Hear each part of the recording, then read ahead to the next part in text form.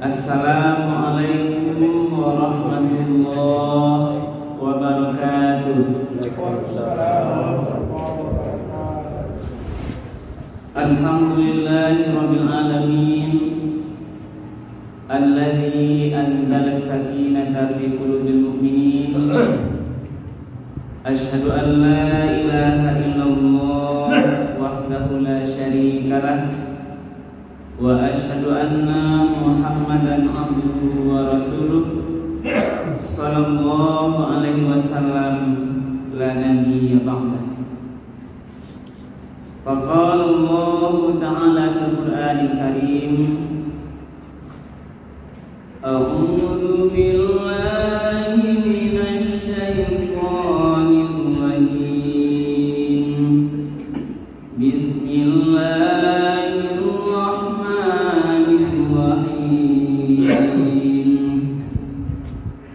Wala taqrabuz zina innahu kana fahisyah wa sa'a sabila. Shadaqallahul azim. Bapak-bapak dan ibu-ibu hadirin kaum muslimin, sidang jemaah salat maghrib Masjid Al-Tahar Al-Qadim yang dimuliakan oleh Allah. Pertama dan utama sekali, marilah kita sama-sama menyampaikan kalimat puji dan syukur. Alhamdulillahirabbil alamin.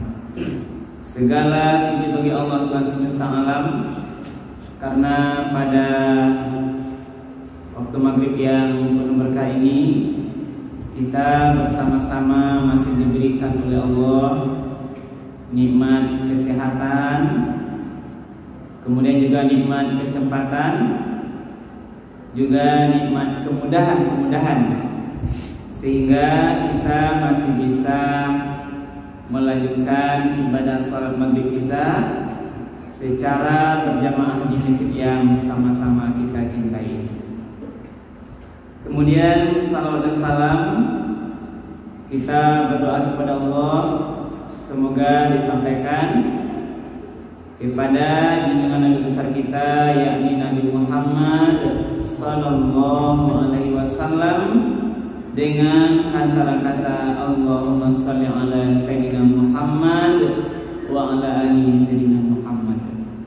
Rasulullah telah membawa umat manusia ini dari zaman jahiliyah kepada zaman yang mengenal Islam dengan meninggalkan Al-Quran dan Sunnahnya sebagai dua pedoman hidup bagi kita yang akan menjamin keselamatan kehidupan kita dari kehidupan dunia yang fana ini, dunia yang sementara ini, sampai nanti kita akan menjalani kehidupan yang kekal abadi, kehidupan yang selamanya, yang selama-lamanya, yaitu kehidupan akhirat. Karena itu ibu dan bapak, mari kita terus berpegang teguh secara istiqamah untuk menjadikan Al-Quran dan sunnah-sunnah Rasulullah itu sebagai pegangan hidup, pedoman bagi kita dalam menjalani seluruh aktivitas kehidupan kita sehari-hari. Bapak-bapak dan ibu-ibu para jemaah yang dimuliakan oleh Allah, pada kesempatan yang baik ini, kesempatan kali ini tausiah kita kami ambil dasarnya Al-Quran surat Al-Isra ayat yang ke-32. Kami yakin ibu dan bapak, kita semua sering wadangan ketika para ustaz berbicara tentang bahaya perzinahan. Jadi kajian kita malam ini adalah bahaya perzinahan. Ini perlu kita ulang-ulang, ibu dan bapak. Karena salah satu perbuatan dosa ini itu sejak dulu zamannya Nabi itu sudah dilakukan. Bahkan sejak zaman Nabi Lut, perzinaan yang kita ketahui itu adalah tidak hanya dengan lawan jenis, tetapi juga dengan sesama jenis. Jadi LGBT itu pada Bapak sudah ada sejak dulu, sehingga Allah hukum umat Nabi Lut itu dengan membalikkan bumi. Itulah yang namanya homoseksual. Kalau dalam zaman dulu itu namanya Sodom. Sodom itu kan awalnya dari daerah sejak di kampungnya Nabi, umat Nabi. Liwat ini adalah hubungan sesama laki-laki. Kalau sama perempuan yang namanya lesbian itu namanya sihak. Dan sekarang juga sudah kita lihat di beberapa aco-adangan, pergaulan-pergaulan sesama jenis. Kalau kita dulu mungkin khawatir apa? Pakai nak gadina punya bersama-sama, bakal kawan yang terlampau akrab, itu yang kita khawatirkan. Tapi kalau dunia hari ini, kita juga harus waspada, Ibu Bapak. Kalau kita lihat punya anak kita temannya sesama jenis, terlampau akrab dan sudah terlalu. Karena itu di waktu yang mulia yang singkat pada kesempatan ini kami ingin mencoba membahas kajian-kajian persoalan ini berapa agar nanti akibatnya tidak terjadi pada kita negara. Dan kami berpendapat ini di antara satu penyebab perbuatan perzinahan ini. Kami kan bertugas sebagai penghulu di Kawai Bapak. Itu sekarang tidak sekali atau dua lagi, sudah beberapa kali melayani pernikahan sudah hamil sebelum waktunya. Dia menikah adalah terpaksa karena hamil karena perzinahan. Itu tidak satu dua lagi. Kalau kami katakan sudah beberapa kali. Sehingga apa yang terjadi?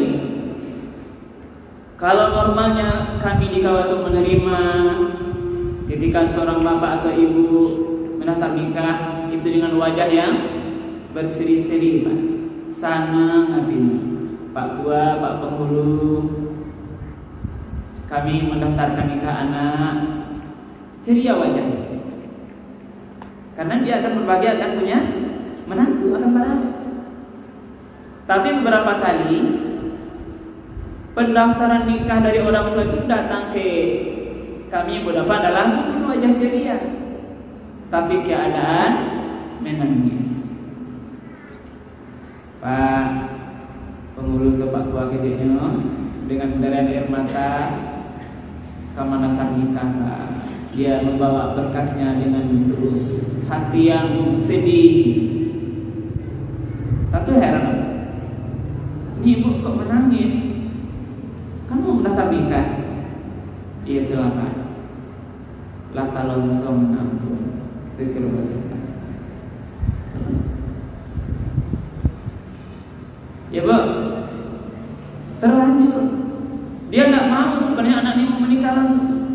Karena sebagai anak-anak ini berarti anak masih usia sekolah. Kami pernah melayani akan nikah yang bernama penantan nikah. Ini maaf, kita tidak bicara orangnya.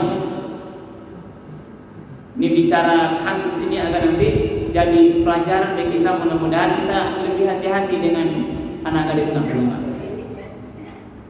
Pernah melayani anak bujangnya kelas 3 SMP, Pak. Yang padusi kelas 1 SMA. Coba bayangin. Dia terpaksa nikah, dibawa ke kantor kawan karena sudah melakukan hubungan yang belum layak mereka lakukan. Tidak terbayang kita. Kan ditipu anak awak kelas 3 SMP. dia berteman-teman, berpacaran, sehingga akhirnya terjadi hubungan yang perzinahan itu, terpaksa menikah, ini sebagian fakta. Karena itulah kita perlu mengulang-ulang. Nah, ini ayat disampaikan tadi, salah satu dasarnya adalah Al-Quran, surat Al-Isra ayat 32. Termasuk juga beberapa akibat yang acok-acalian. Kalau perzinahan itu terjadi dengan orang-orang hebat, orang-orang berpangkat jabatan, orang-orang yang mulia, tetapi ketika terbongkar perzinahannya dengan orang lain, kemuliaannya sesaat itu juga hancur lebur. Dipuji, disanjung, dihormati karena mungkin jabatannya, pangkatnya, kekayaannya, karena baiknya, tapi karena ketika dia terbongkar perzinahannya, akhirnya runtuh. Malu. Yang malu tidak hanya dia, malu keluarganya. Pasti itu malu. Tertangkap di hotel, tertangkap Satpol PP, malu. Tidak hanya dia yang melakukan, tapi juga tidak ketahuan anak istri malu, mertua menantu juga pasti malu, tetangga yang tahu pasti malu berteman dengan kita. Si anu tuh minta tangkap perzinahan, ketahuan. Kampung juga malu. Kalau dia bekerja di instansi akan malu, Bu, karena ada anggotanya, pegawainya ketahuan berzina. Dengan betapa bahaya. Di samping tadi malu dia, merusak dia sendiri, merusak keluarganya, merusak masyarakat, malu masyarakatnya, memalukan, menjaga nama baik, memalukan instansi tempat dia bekerja. Dan yang lebih parah tadi, ketika dia terlanjur nanti sampai melahirkan anak karena perzinahan, telah membuat nasab keturunan seseorang anak jadi kacau. Karena kalau anak karena perzinahan itu berapa? Itu ada beberapa hukum yang terjadi. Ini berapa juga pertanyaan. Pertama adalah, kalau seseorang sudah hamil karena zina, lalu dia mendatangi nikah di KUA, ini ada beberapa pertanyaan. Yang pertama sering bertanya kepada kami, bahwa hukumnya menikahkan wanita hamil karena zina. Yang kedua yang bertanya, apakah nanti kalau anak tulah lahir diulang nikahnya balik? Kemudian pertanyaan lain, bagaimana kedudukan anak karena zina itu statusnya gitu?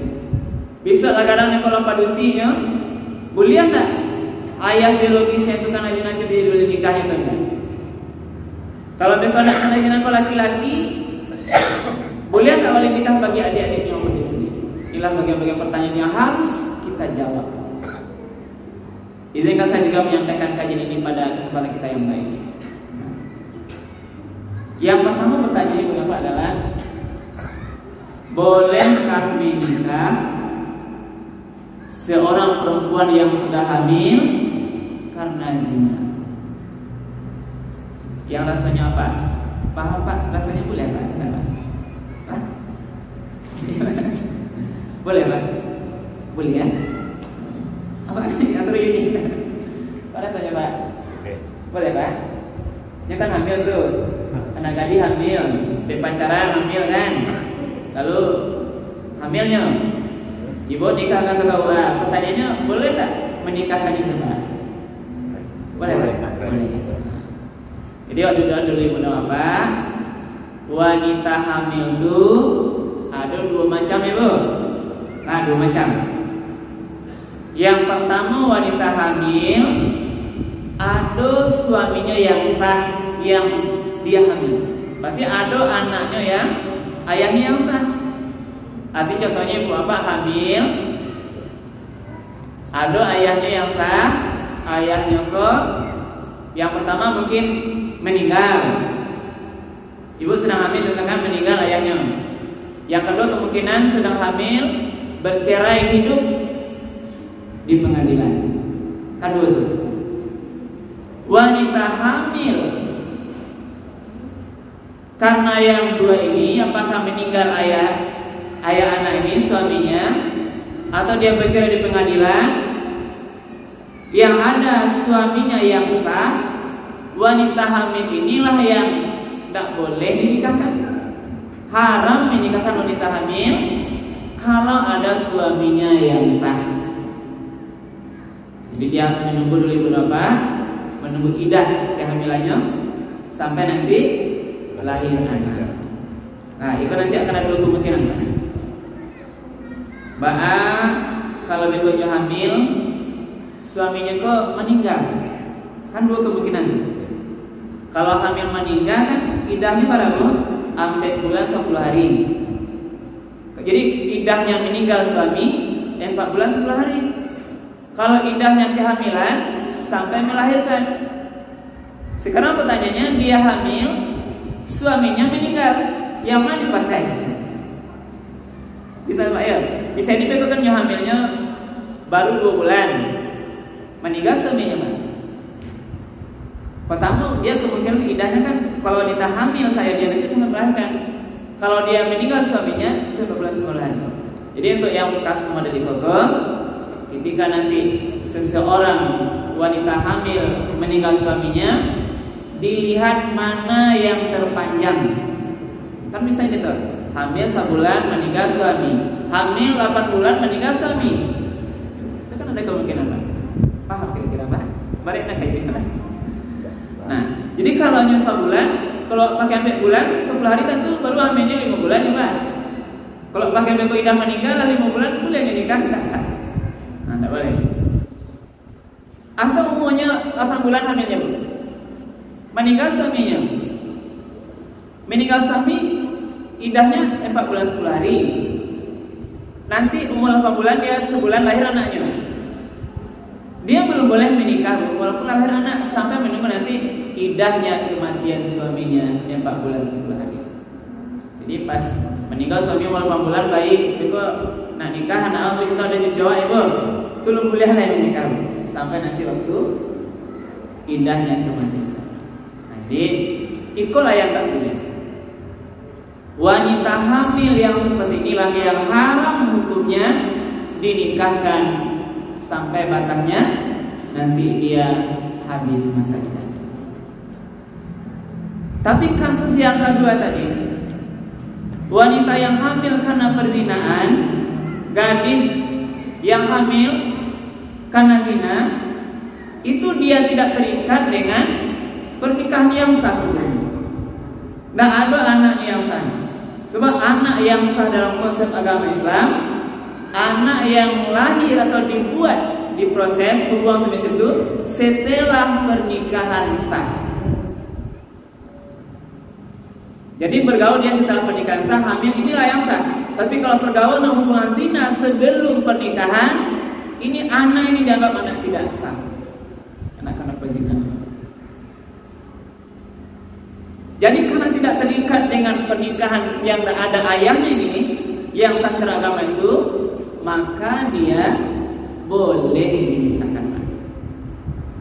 Ya, dia wanita hamil karena perzinahan boleh dinikahkan karena tidak ada terikat dengan suami yang sah sebelumnya. Jadi Ibu, kajian serial kau buat dilanjang Pak. Nanti kita buka pertanyaan paling pertama. Tajam yang pertama. Jadi bagaimana hukum wanita hamil karena zina? Boleh dinikahkan. Jadi boleh. Berarti kalau boleh berarti harus terpenuhi seluruh rukun syaratnya. Nanti pas akan nikah, ada wali yang sah, ada saksinya, 2 orang yang adil sesuai nanti dengan syariat agama. La nikaha illa biwaliyin wa syahidan. Nanti kita bahas nanti siapa wali. Ya, jadi yang pertama dulu, bolehkah wanita hamil karena zina menikah? Jawabannya boleh. Boleh dia bergaul setelah itu? Boleh, haram. Kemudian yang kedua dulu, apakah nanti setelah anaknya lahir dinikah ulang balik? Pertanyaan Pak coba ya Pak. Di kampung-kampung ya Pak, tempat-tempat lain, perlukah nikah ulang terhadap wanita yang hamil karena zina setelah anaknya lahir? Tanya Pak dulu kalau pada berapa? Pak. Rasanya apa? Bisa juga. Kok agama apa masalahnya? Tidak perlu Pak ya. Tidak bisa reka-reka ya Pak ya. Kalau yang wadahnya ini kan ulang boleh kata Pak ya. Nah, ini tuh Pak. Jadi jawabannya adalah, jawaban tegas adalah wanita hamil karena zina, karena tadi nikahnya sah, tidak ada yang menghalangi, itu tidak perlu nikah ulang setelah anaknya lahir. Berarti kalau mau nikah ulang, yang tadi Pak nikahnya Pak.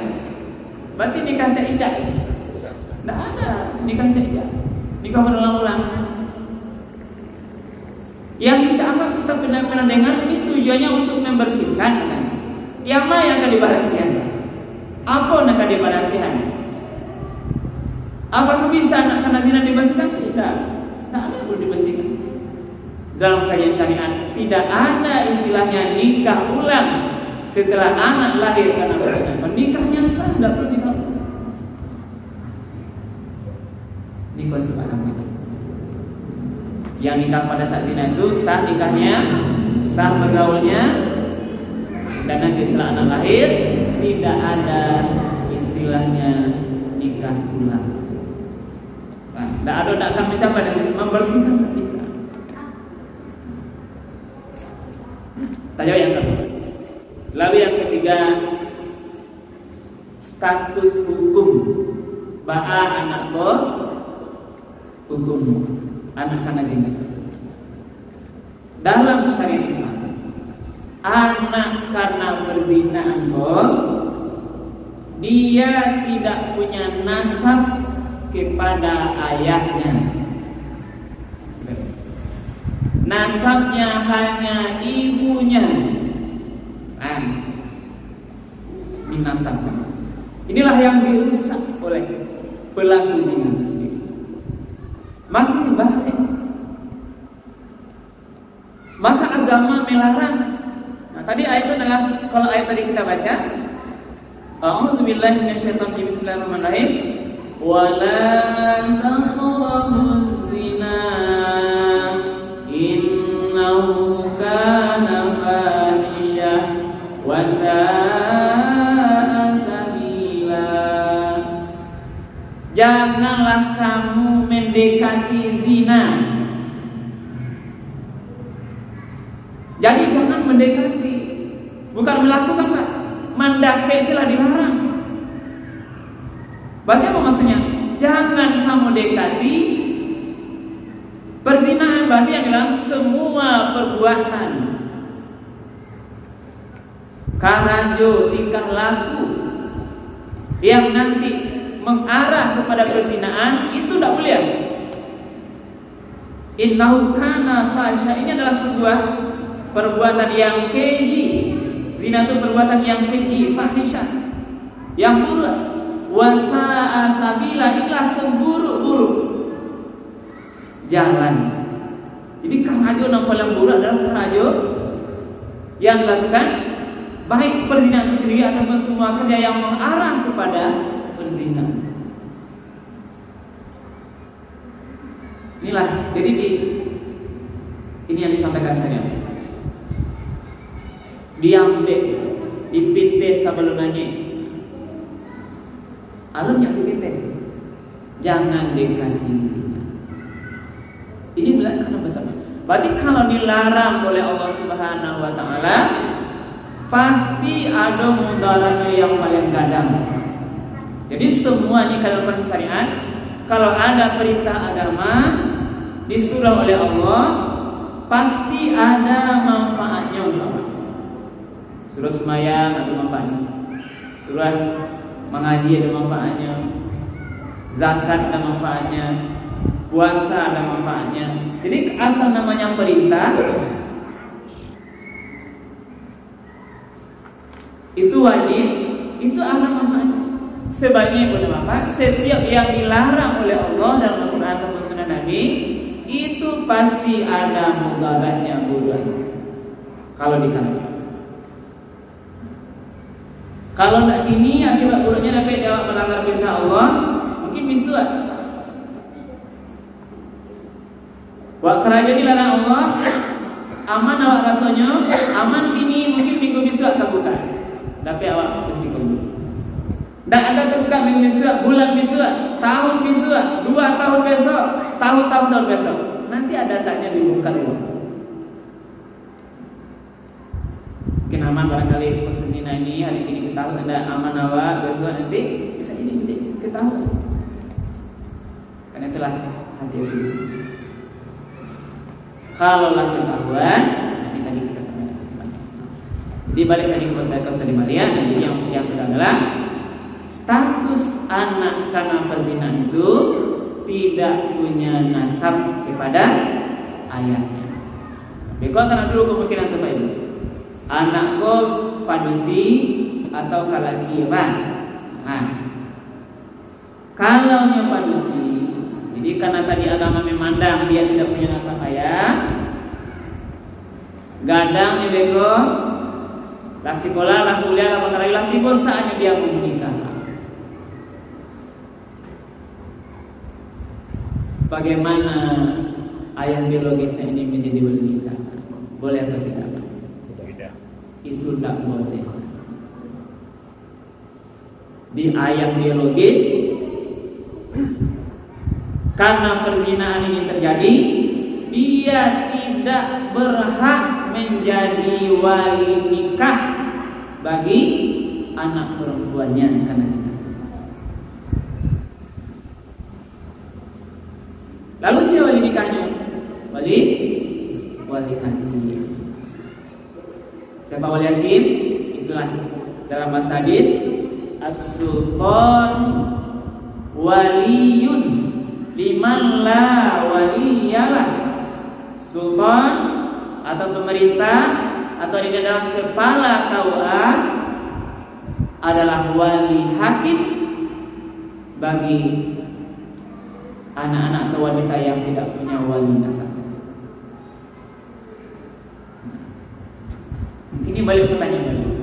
Kira-kira apakah semua bapak ibu atau yang ada ayah biologis ini karena dia tahu anak ini karena zina akan jujur dia nanti menyampaikan kepada kami Pak Ibu? Belum tentu. Kita akan sampaikan. Berarti kalau dia tidak jujur dan tidak ketahuan ya, tidak ada orang tahu, dia berdua tahu bapak ibu ini tahu ini anaknya karena perzinahan, mendaftar di KUA, dia sembunyikan.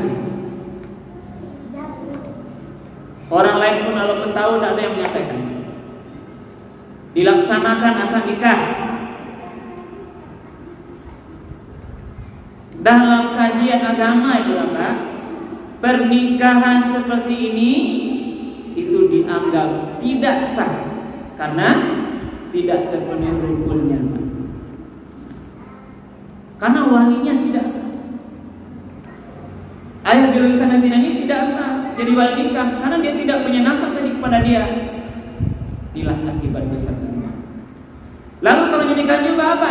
Nikahnya tidak sah, berarti bergaulnya tidak sah. Berdosa dia, nanti lahir anak nanti itulah turun temurun nanti terjadilah nanti dosa bertambah-tambah. Siapa yang tanggung jawab?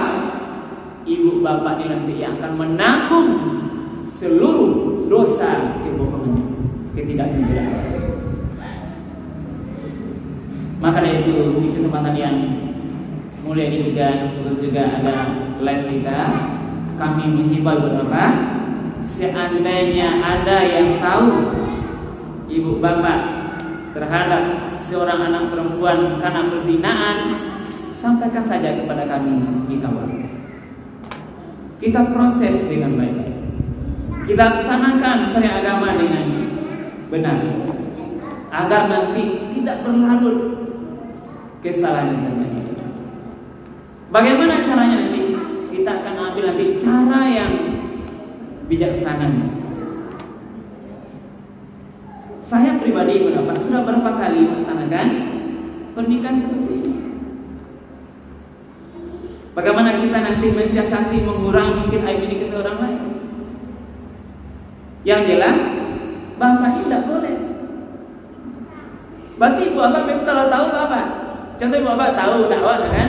Tahu tetangga awak dulu berbuat zina anak apa? Kalau nikah ini dihimbau nih bapak dan ibu yang tahu sampaikan saja. Kalau ragu beko SMP saja lah pak perlu tapak kuahnya masuk dulu. Nanti kami proses kita jaga nanti kerahasiaan. Nanti ketahuan kita ketahuan ada. Beberapa kali juga demikian. Awalnya nggak mau jujur ibu bapak ini, tapi kita komunikasi dengan baik, bikin cerita, menyampaikan betapa nanti bahaya besarnya kalau bapak paksakan juga jadi wali nikah, nikahnya nggak sah. Nanti berzina juga anaknya. Siap bapak berdosa itu? Di sebagian ketika kita sudah bicara di kawat itu berapa, akhirnya mau. Jujur ya. Ini yang kita harus dengar. Jadi tadi balik kepada tanya lagi, karena dia tidak punya nasab ayah, maka walinya adalah wali hakim. Hal ini terjadi benar Pak. Kalau kita lihat yang melakukan itu ini sudah merebak di semua kalangan. Contohnya ibu bapak, kami mau menikahkan ini anak karena perzinaan, dia sudah posisi terpandang. Sudah menjadi contohnya pegawai dia atau bekerja di tempat tertentu, ayahnya dipandang mulia, tapi ini terjadi. Karena itu ini bagian yang dipelajari oleh Allah bersama. Hati-hati wajib. Hati-hati Pak. Yang pertama, ibu bapak kalau punya anak bujang hari ini, kalau Rasulullah patuh umumnya Pak Ibu, lah tamat sekolah, lah umurnya cukup, lah layak menikah, saran kami dipacapai lalu. Nah, disegerakan. Daripada nyampe ke dua-dua, baikkan kamari sebelum terjadi penyesalan atau ibu bapak nanti menangis kayak cerita tadi ke kantor KUA, lah lain gejalanya segera menikahkan. Jangan khawatir terhadap ba'a makannya. Lu mencari lu karajo le ba'a makan. Ini dibantah lain. Wa aqil ayama minkum was-salihina min ibadikum wa imaikum iyakunu fuqara yunihimullahu min fadlih. Allah katakan, wahai wali bapak-bapak ibu yang punya anak, nikahkanlah anak laki-lakimu atau anak perempuanmu yang masih bujang, atau daripada budak-budakmu yang perempuan laki-laki yang patut menikah. Kalau dia miskin, ia kudu fuqara, mungkin tak mampu, kurang mampu dia, Allah akan yunihimullah, Allah akan kayakan dia dengan karunia.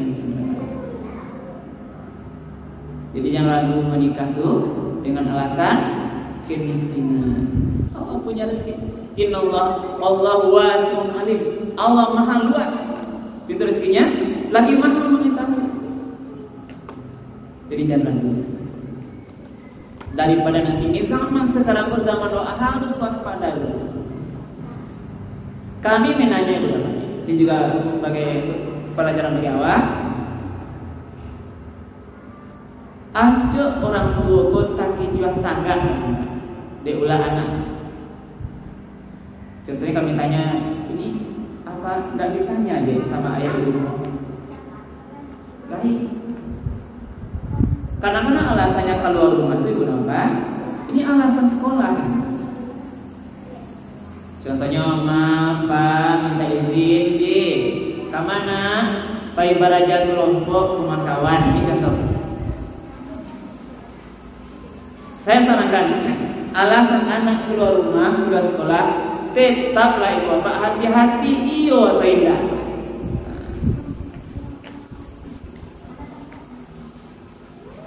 Ini dari segi alasan. Kemudian dari segi tempat,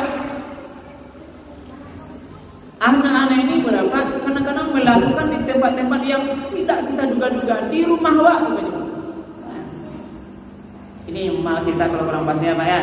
Ampaknya serang bayi kakak tua atau bayi sawah ladang Bu, dia letak pasangannya ke rumah. Saat-saat itulah para keberanian anak ini. Termasuk ini kalau sudah perbuatan keji ini menghasutlah masuk di kamar seorang itu tidak tahu malu, tidak tahu di mata mereka. Yang lebih cantiknya diajaknya ke hotel dan tempat-tempat lain. Jadi karena itu kami menyarankan mari kita ikut Bapak sebelum lebih jauh hal akibat yang terjadi pada keluarga kita, maka mari kita berhati-hati tersebut. Jaga dengan ketat pergaulan anak-anak kita itu. Nah, itu untuk anak kita, termasuk kita. Nah, kalau perzinahan tadi bagi pasangan yang belum menikah, sekarang sebaliknya juga zina ini tidak hanya untuk mereka, termasuk orang-orang yang tua atau yang sudah berkeluarga. Yang kita kenal dengan istilah perselingkuhan. Inilah yang merusak tatanan keluarga kita. Ya Pak ya, berselingkuh sama kawan sekantor, sama kawan permainan, sama bekerja, ini bukan jarang lagi sekarang. Dia punya istri, tapi bini orang diajak jalan Pak.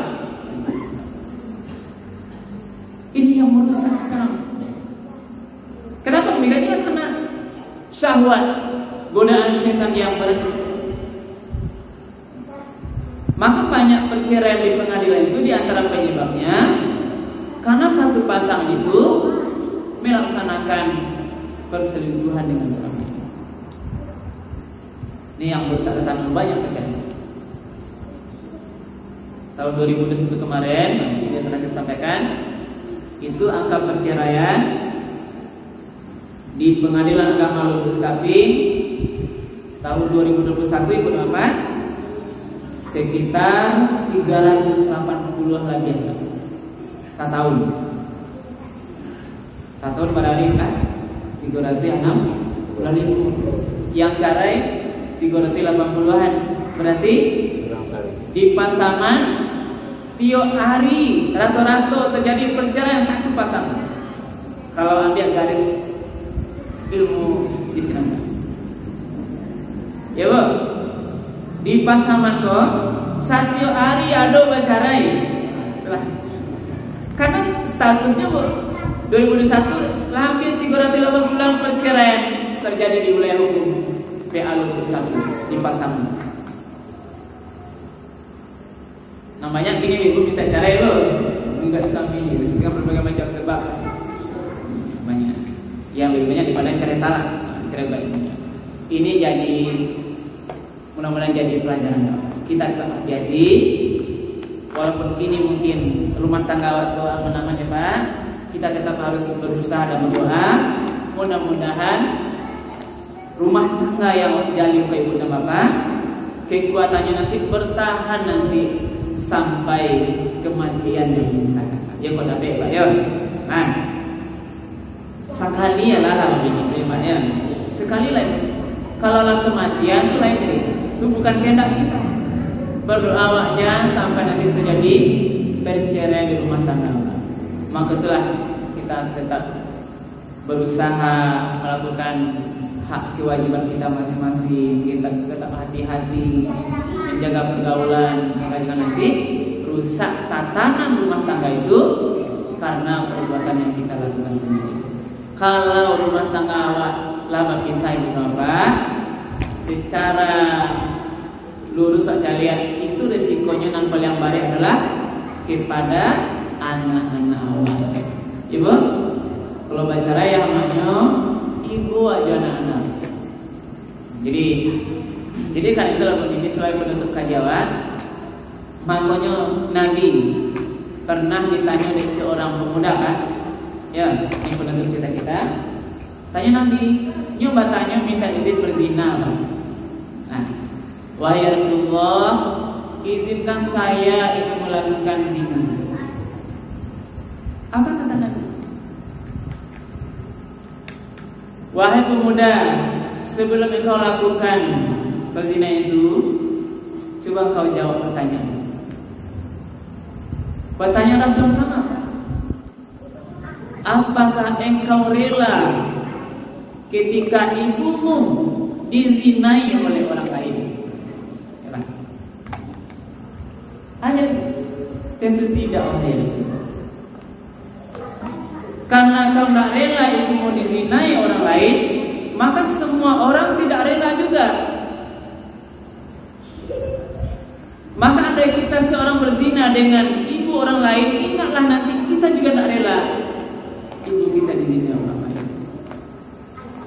Itu pertanyaan pertama. Yang kedua, bagaimana lagi? Ketika kau tidak melakukan zina, pertanyaan adalah bagaimana pendapatmu? Apakah engkau rela ketika anak gadismu dizinai oleh orang lain? Nah, kadilah pertanyaan. Kau punya anak gadis, bagi itu tidak wahai Rasul. Karena tidak juga sama. Semua orang tidak ada yang rela anak gadisnya dizinai oleh orang lain. Itu yang kedua. Tanya yang ketiga. Bagaimana pendapatmu kalau apakah kamu rela saudara perempuanmu juga dizinai orang lain? Saudara ditanya, tentu tidak wahai Rasulullah. Karena kamu tidak rela, maka ketahuilah maka semua orang pasti tidak rela kalau saudara perempuannya dizinai. Nyelimu pertanyaan Pak. Yang keempat, apa kamu rela saudara perempuan ayahmu atau bibimu dizinai orang lain? Saudara ayah lah. Kalau kami amain ya. Tidak ya. Yang terakhir, apa kamu rela kalau saudara perempuan ibumu dizinai orang lain? Tentu tidak, wahai Rasul.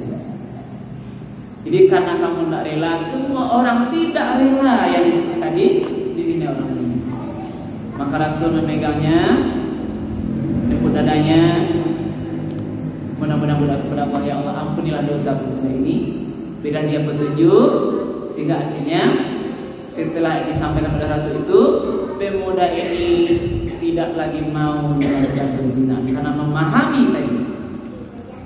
Ketika ditanya wanita-wanita yang dekatnya tadi, dia tidak rela ketika dia dizinai. Berapa yang dimuliakan Allah. Inilah mungkin kajian kita malam hari ini tentang bahaya besar perzinahan yang tidak hanya bagi yang melakukannya, tapi juga berimbas kepada keluarganya, kepada tetangganya, kepada instansi kantornya tempat bekerja dan sebagainya. Yang paling parah adalah perzinahan yang melahirkan nanti anak-anak yang tidak punya nasab pada ayah. Apa yang baik? Sebelum kami tutup, mungkin ada pertanyaan waktu kita berapa menit lagi? 5 menit. 5 menit ada pertanyaan. Kalau ada kita tambah materinya. Oh ya, 6 jam. Kalau lebih ini. Silakan kita boleh bersih, silakan. Waalaikumsalam. Ini tadi tentang anak zina dan perzinahannya. Ini yang bertanya tentang bagaimana hukum anak dari zina yang laki-laki, anaknya laki-laki, jadi itu menjadi imam. Oh iya. Jadi kan syarat-syarat itu ada di bagian situ kalau ada dari zina. Syaratnya yang membatalkan atau yang iya. Baca. Ini belajar ya. Jadi ini ada pertanyaan yang berapa?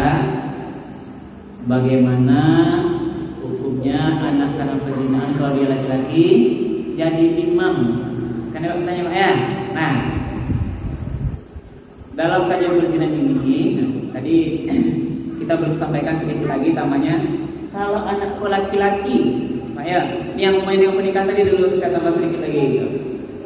Kalau anak ini laki-laki, Biasanya ibu bapak kan kalau dia meninggal, nanti ada adiknya perempuan mau menikah adiknya nih. Kalau meninggal ayahnya pak. Kalau meninggal ayah kan langsung saudara. Anak karena perzinahan ayah laki-laki ini tidak boleh menjadi wali nikah bagi adiknya. Termasuk nanti dalam masalah agama juga tidak terkait dengan nanti masalah warisan. Kalau masalah ilmu tadi, dalam sejauh ilmu saya itu dibolehkan, karena memang ada sesuatu ya. Karena itu kan bukan karena dia kan. Nah, kita dapatkan kajian-kajian yang melarang anak laki-laki karena zina ini menjadi imam. Jadi selagi dia nanti punya kemampuan imam, bacanya bagus, nah itu kan bukan karena kehendak dia. Tapi nanti kita coba cari lagi, kalau ada nanti dasar dalil yang mengarah kepada larangan nanti kita lebih dalam. Wallahu a'lam bishawab. Baik, ya Pak. Baik, nah sudah azan, mari kita cukupkan dulu Bapak. Mudah-mudahan kaji kita malam hari ini bermanfaat dan berbanyak maaf bagi kami yang menyampaikan kalau ada yang kurang berkenan. Kita akhiri subhanallahi wa bihamdika asyhadu an la ilaha illa anta astaghfiruka wa atubu ilaik. Billahi taufiq wal hidayah. Assalamualaikum warahmatullahi wabarakatuh. Alhamdulillah.